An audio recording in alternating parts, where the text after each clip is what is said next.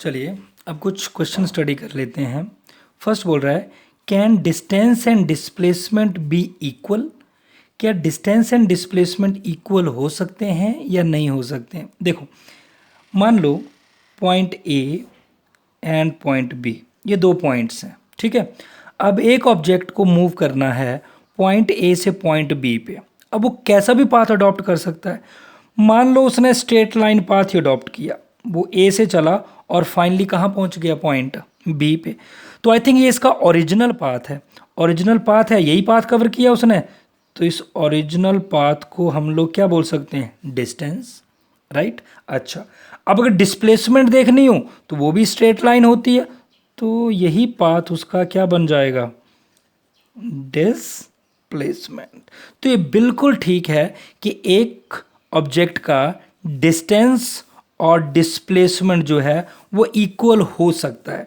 तो इसका आंसर है यस, ठीक है। अब अगर किसी ने पूछा कब, व्हेन, कंडीशन बताओ कि कब ऐसा हो सकता है, तो हम क्या बोलेंगे, सिंपल सी बात है, हम बोलेंगे when the object is moving along a straight line.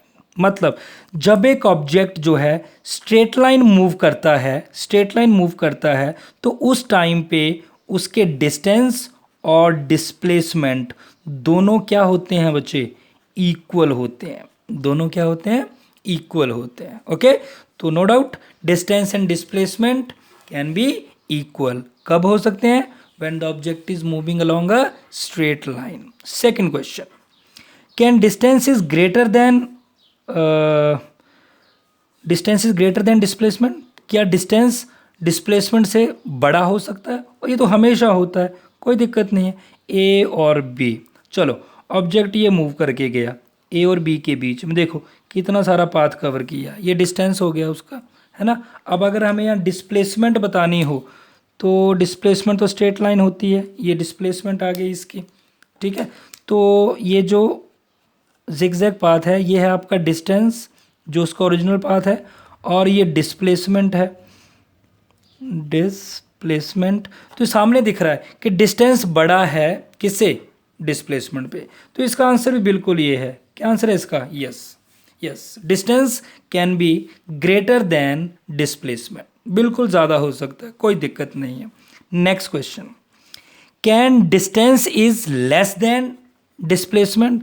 तो इसका स्ट्रेट वे में आंसर है नो, डिस्टेंस कभी भी डिस्प्लेसमेंट से कम नहीं हो सकता। हाँ, बराबर हो सकता है, जो हमने यहाँ स्टडी किया हुआ है, ठीक है। क्योंकि डिस्टेंस जो वो एक्चुअल पाथ है कवर्ड, तो वो कम से कम डिस्टेंस कितना कवर कर सकता है, कम से कम डिस्टेंस स्ट्रेट लाइन हो सकता है, तो वो स्ट्रेट लाइन डिस्टेंस को हम डिस्प्लेसमेंट बोलते हैं, राइट।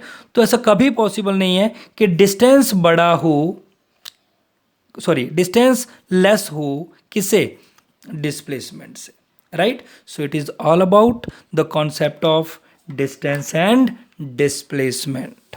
तो अभी हमें करने हैं डिस्टेंस और डिस्प्लेसमेंट के रिलेटेड न्यूमेरिकल्स।